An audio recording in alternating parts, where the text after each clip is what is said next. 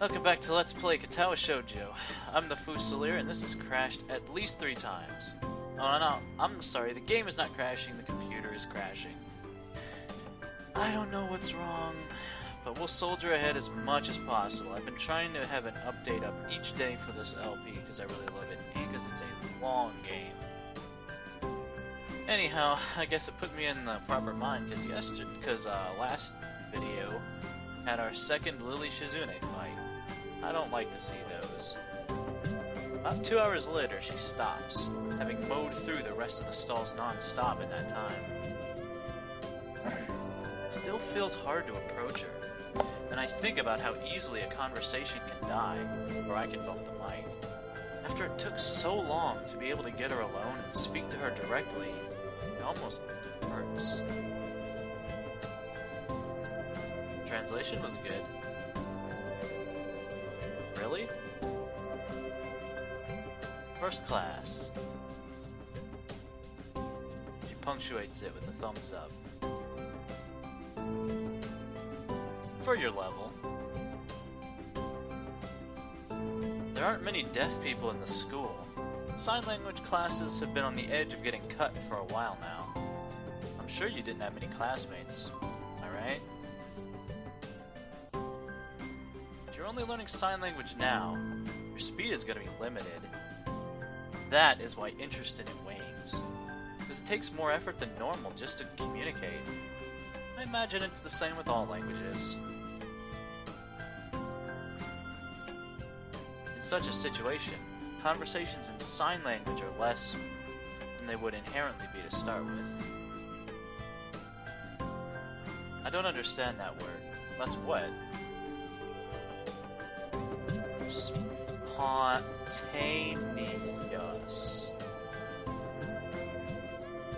Misha is the only person who can really capture it. Yeah, that's definitely true. Her expression changes for a second, and changes back too quickly to digest. I get the feeling that this isn't meant to be pursued. What I really want to know about is...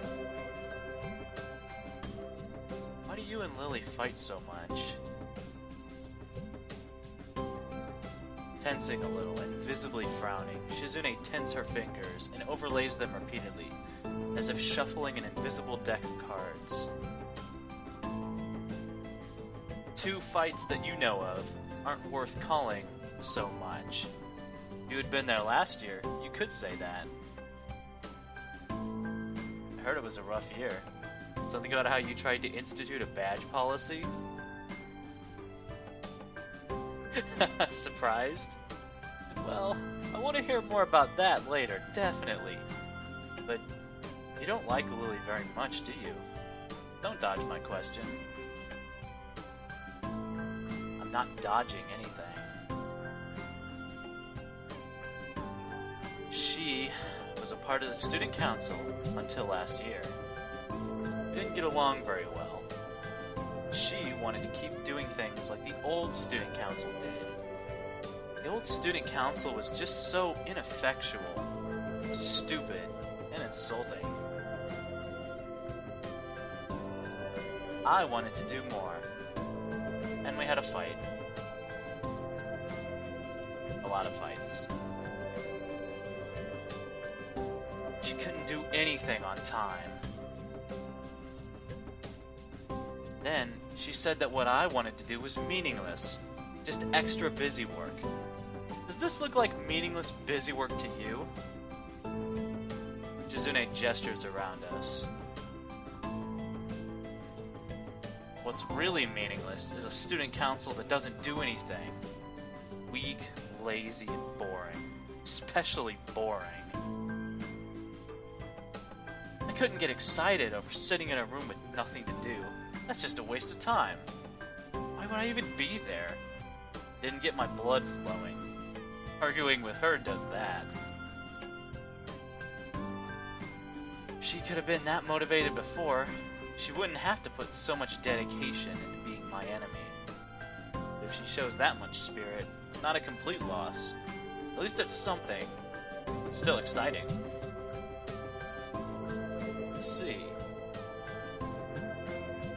What about the badge thing? She laughs, covering her mouth with her hand, as if to hide it. Her laughter is the only thing she regularly tries to hide.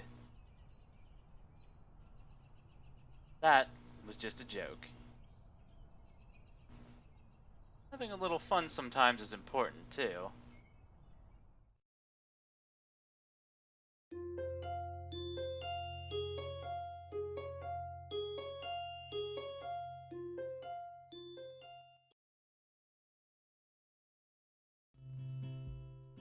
The next day, I end up having to hunt around a bit at the start of lunch, when I find that my usual vending machine near the dormitory buildings is sold out of my usual favorite canned coffee. The detour takes longer than I expected. Things have been so hectic lately, it takes some time for me to register why something smells different as I walk through the school gardens back to the cafeteria. The grass has been freshly mowed. The realization makes me pause and watch for a bit. The odd group of students chatting or playing around on the grass, and a couple of teachers conversing on the path ahead make for a very idyllic scene. Fortunately, a feeling of imminent dread starts creeping up after me for a while. Feeling that I'm not alone. Hey, Hisao! Is that you? Yeah, it's me. Guess I should be happy it's him, and not, say, a slasher. Kenji begins talking, as if he's having a conversation with someone other than me. Knew it. That haircut is unmistakable. No normal person would have a haircut like that. Unconsciously, I start touching the back of my head. Once I realize what I'm doing, I feel insulted, yet too surprised to even get indignant about it. Yeah, what are you doing here? Measuring the temperature. Winter will come soon. It'll be too cold for women to go out and have their Sex in the City style power lunches, followed by obstructive human wave formation walks in crowded urban areas. When this happens, man will be able to walk the streets unfettered once again and reclaim what is his heritage. In order to prepare for that day, I've been eating nothing but pizzas for the past week to store energy. Okay. Put a story mark. That's what bears do. So, there is much we can learn from the bear. I believe man and fish can coexist in harmony. Kenji nods, emphatically agreeing with himself.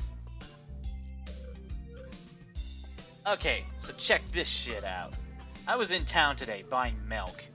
They had a new clerk, some hipster girl with a baseball cap and 2 hockey sticks on it. I'll call her Hipster Hockey Baseball Hat Girl. I noticed the milk didn't have a price tag, so I told her to get over there and label that milk for future generations. He was in town today? Must have cut his morning classes. I want to scold him, but his verbal torrent prevents me from getting a word in. She told me not to bother her because she was sick. Sick? We live in a society here. You can't just opt out of human interaction because you're sick. Do you know how much effort it takes me to even get up in the morning? I still do, though. I got up that morning to go down there and buy milk.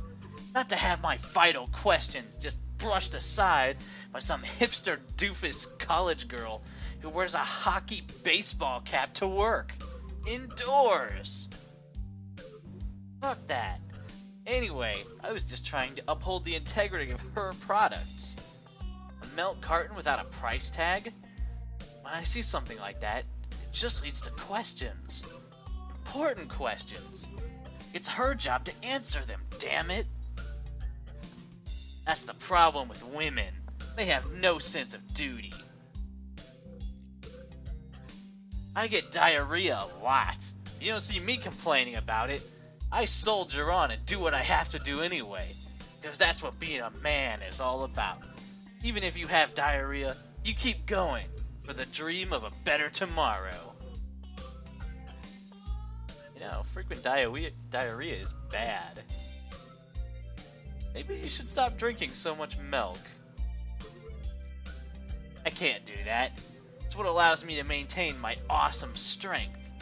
And in this world, a man's strength is the only thing that can't be browbeaten out of him by an increasingly pussy-whipped society. That's why I walk around leaving open jars of olives everywhere. Sometimes just to show that I can. Do you refrigerate after opening? What?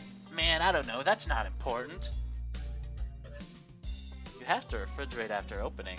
Even elementary school kids know that. They can't get the jar open in the first place, so it doesn't matter. Ah, that's true. What the fuck is this Every time, I'm a genius.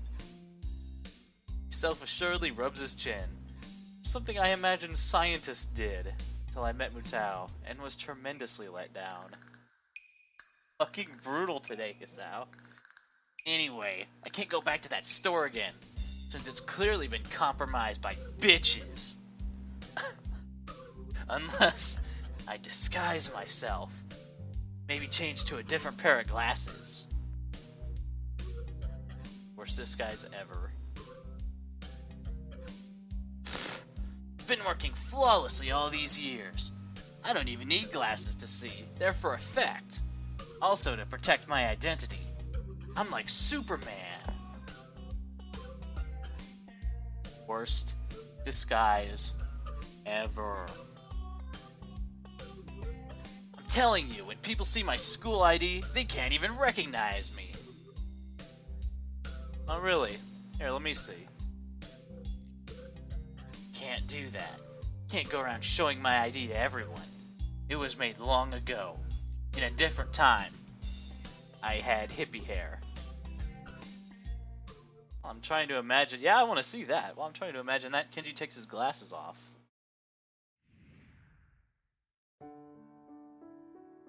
He squints as soon as they're off his face, which makes him look even more tired than he already does. He was right. He does look very different. Kind of like he hasn't slept in years. Not different enough for it to be a good disguise, though. You need more sleep. Nah. You look like you need it. No way. These are just the eyes of a man who has seen things. A shaman's eyes. Terrible things that you can't imagine. Like when I made a ship in a bottle and my mom sat on it. There was blood and shreds of floral print everywhere. That's what life experience is.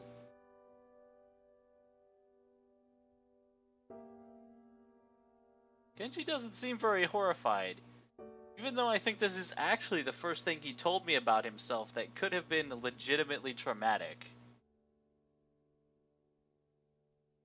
He's also talking about 30 degrees to my left, so I guess his blindness is real.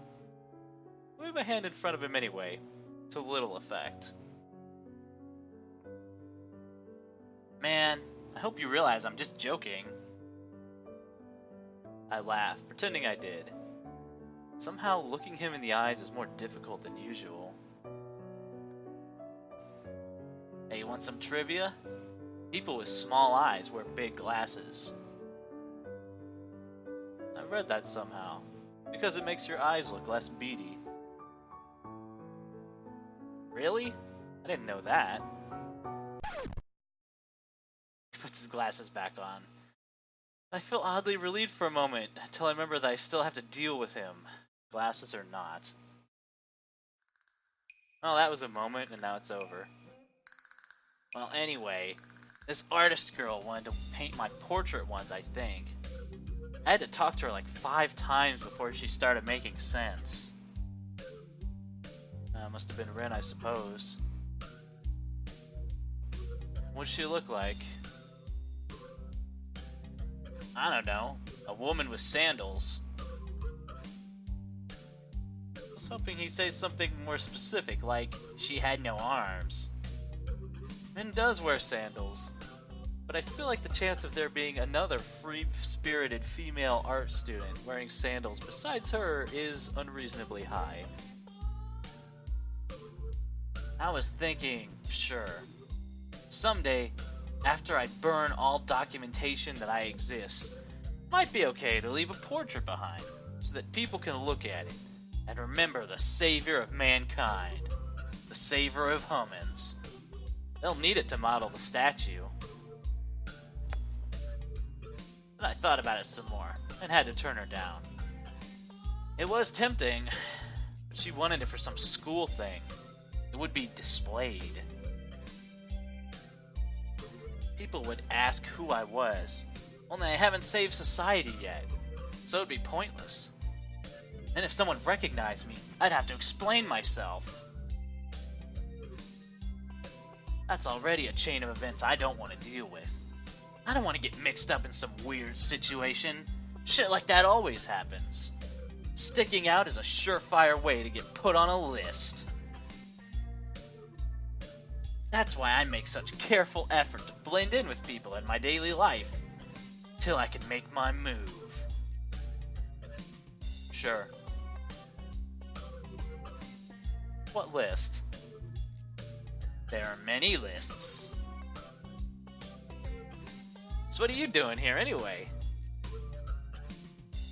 Nothing. Kind of got here by accident. Happens to me all the time.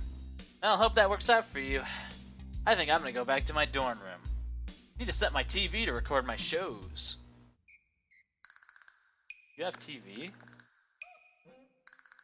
Yes. So you should come over sometime. You can watch the game in high definition. Or I can ask him what he's talking about. He's gone. He left like he came, with zero respect towards other people. Kind of amazing. Now that Kenji is gone, I resume looking aimlessly at the school gardens in their summer splendor. No, it's no use. He ruined them for me. Fucking Kenji. When I get back to the cafeteria, exhausted but alive, I think of eating lunch with Shizune again, but find her sitting at a table with Misha already. If it were anyone else, I would think how they were too far away for me to hear them. This is Shizune and Misha, though. If I wanted to, I could eavesdrop on their conversation easily. Dirty thing to think about, but it's there. I don't want to, though. Oh, that reminds me of something I was going to mention as an aside. When Hisao thought about sneaking up on Shizune because she's deaf and wouldn't hear him, but then he's like, nah, that'd be a jerk move, and I'd probably get injured. But then Shizune did that thing snapping her fingers in front of Lily's face because she knows that Lily would not be able to see that coming.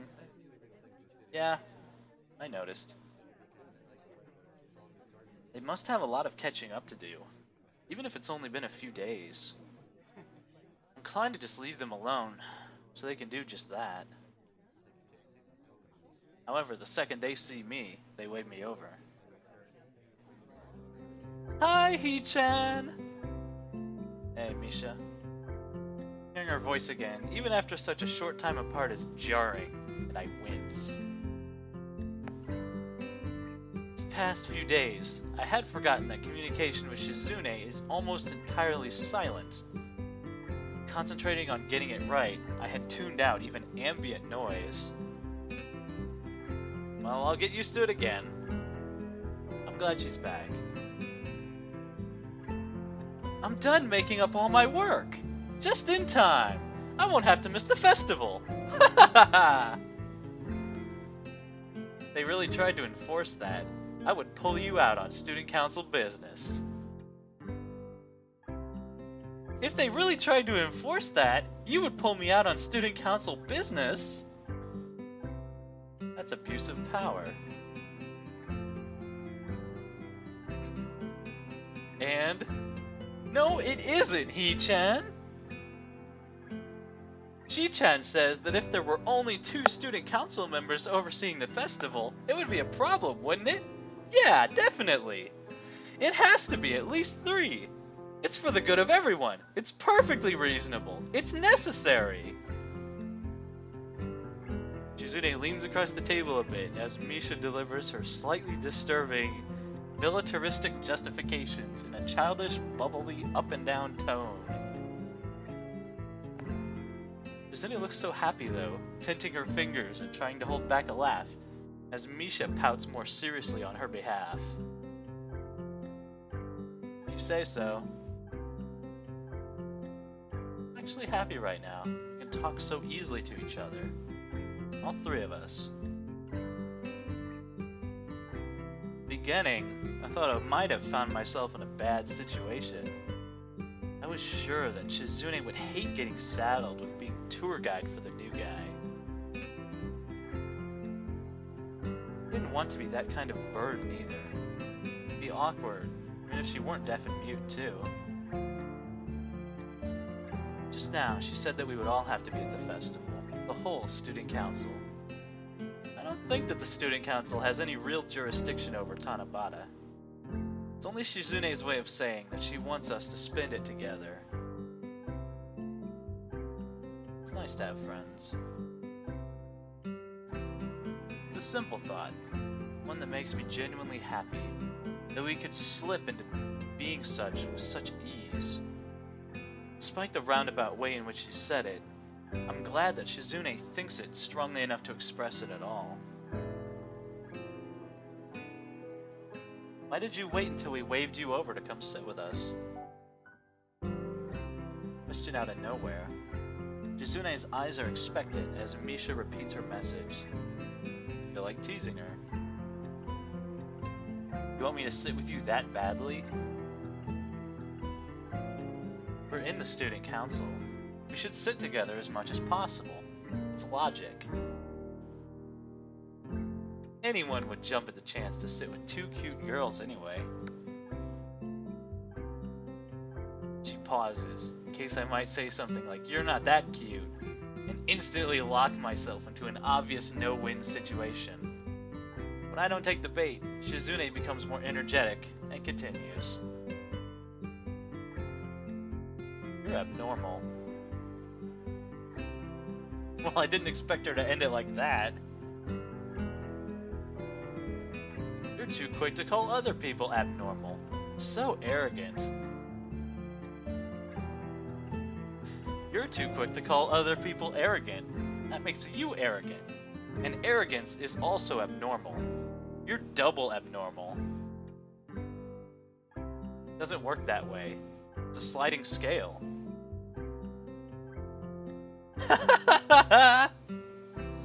Leaning on her arm, Misha closes her eyes and lets out a low, slow laugh like a chuckle. How do I do that with Misha? Hey, don't laugh. It's a serious business. Don't laugh in this kind of situation. I notice that Misha signs everything I say to Shizune anyway, even though I'm signing myself. This is redundant, but it's an unconscious action for Misha. On the other hand, I can't stop. If I let myself take it easy and sign less just because Misha's back, then what was all this for? I don't want to risk losing familiarity with how to sign either. My hands are pretty slow to speak on my behalf, as it is. He-chan, you and Shi-chan talk to each other so much more now. Back and forth. It's really funny too. Like an old married couple, right? Right? A loaded comment in so many ways. Although because it's Misha, it can't have been on purpose. That's not a compliment. Shizune doesn't react to Misha trying to pair the 2 of us up. Maybe she doesn't see it. Sometimes it does happen, I've noticed. I still wonder if it's really that simple. Why I care so much. I don't want to think about it too hard. I want to leave. keep thinking that I'm hogging Misha's time with Shizune. That it could be that Misha cut in just now on purpose, feeling that way too. I doubt that either of them will let me leave though. In some ways, they're too nice. Anyway, Shizune, if you really want to know, I didn't want to sit here, because I didn't want to intrude. I thought that because of Misha being away for supplementary lessons or whatever, you two would have a lot to talk about. I should just leave you alone to catch up. That's why I thought I would just hang back. Don't worry, Misha. I'm not trying to monopolize Shizune. Hee-chan, it's not like that!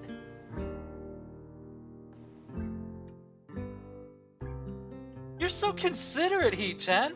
Shi-chan is sorry, and apologizes. I don't really think it's worth apologizing over, so don't worry about it. Hey, don't you both think that since Misha's back, we should go celebrate somehow? I think so. Hee-chan, usually having to make up work isn't something to celebrate over. Oh, that's a good idea. Timing is perfect, and Shizune said that the student council should have a little fun sometimes too. Probably heard that too, right, Misha? Should be fine.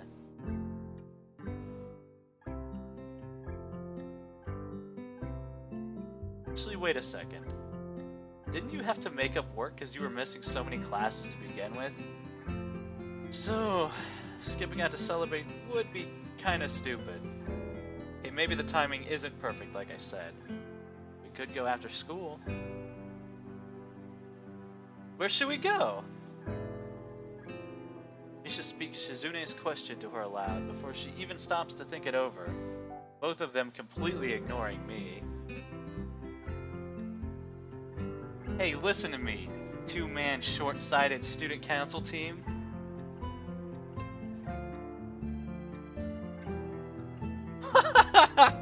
Hee-chan, you're part of this team too! Oh, yeah, guess I am. Yeah, you are, Hee-chan! So forgetful and troublesome. I feel sorry for the girl who falls in love with you. So, where do you think we should go? I'm laughing in spite of myself, wanting to point out how Misha seems so enthusiastic now, when she was the one who was the most apprehensive about it just a few seconds ago. For whatever reason, I can't bring myself to do it. This is okay, too. After a short discussion on where to go, it seems like the only place all three of us know and are willing to travel to is the Shanghai. Tea House doesn't look like a bad place to celebrate, especially because I'm sure they sell cake there, and cake is the most celebratory food.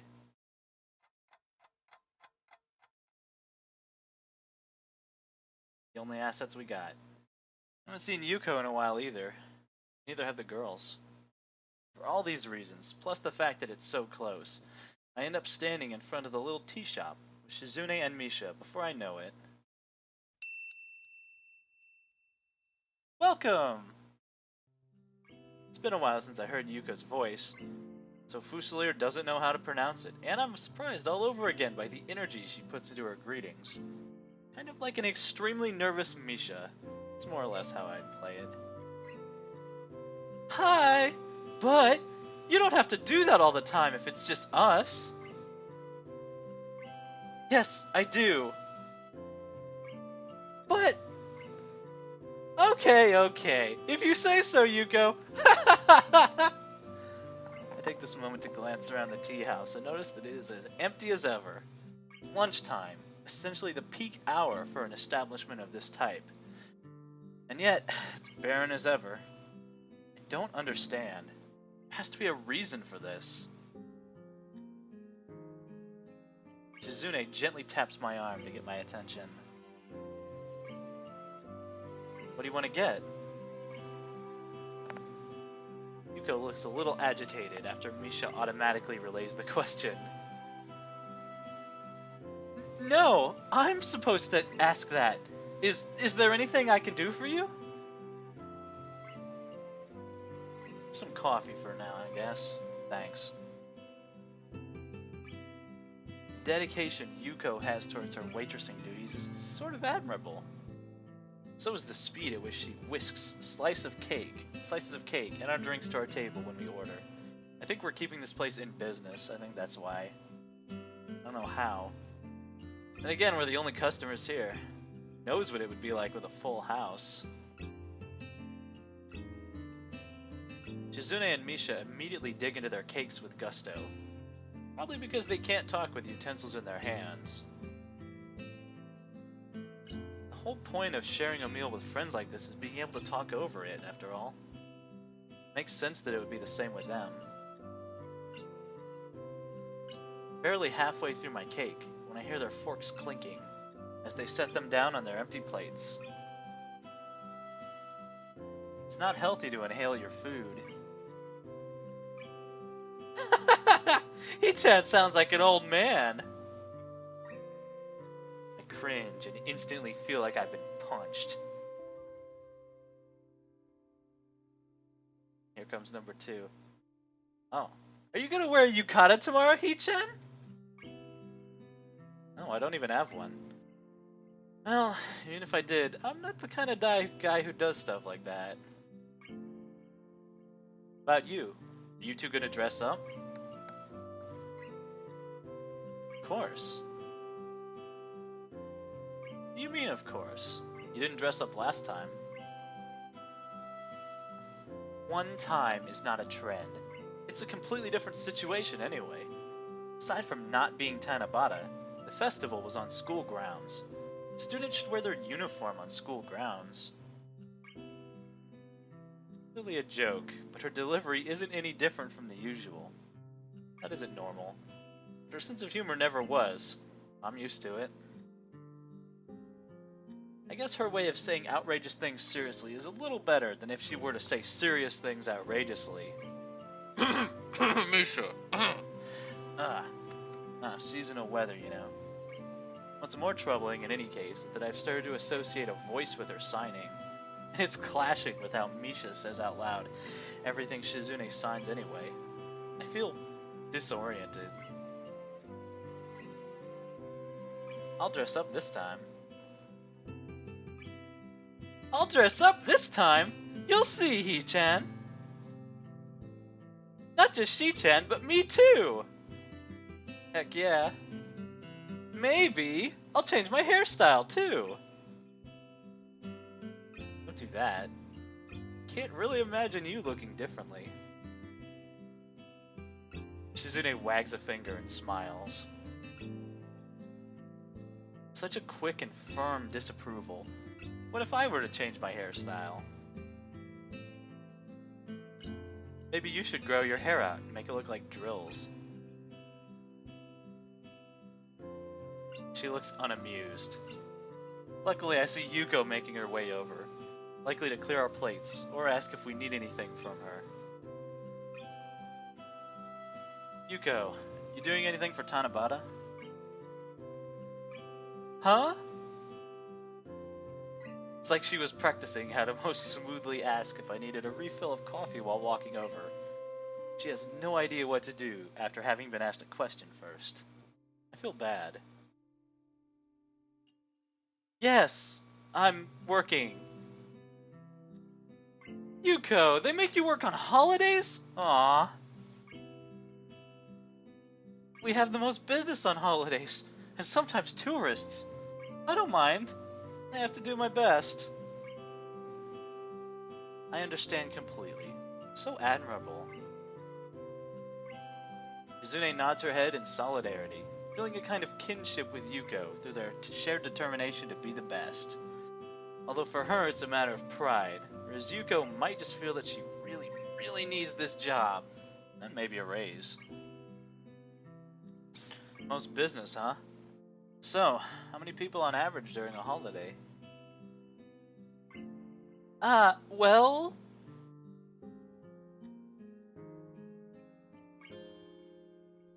She just walks off.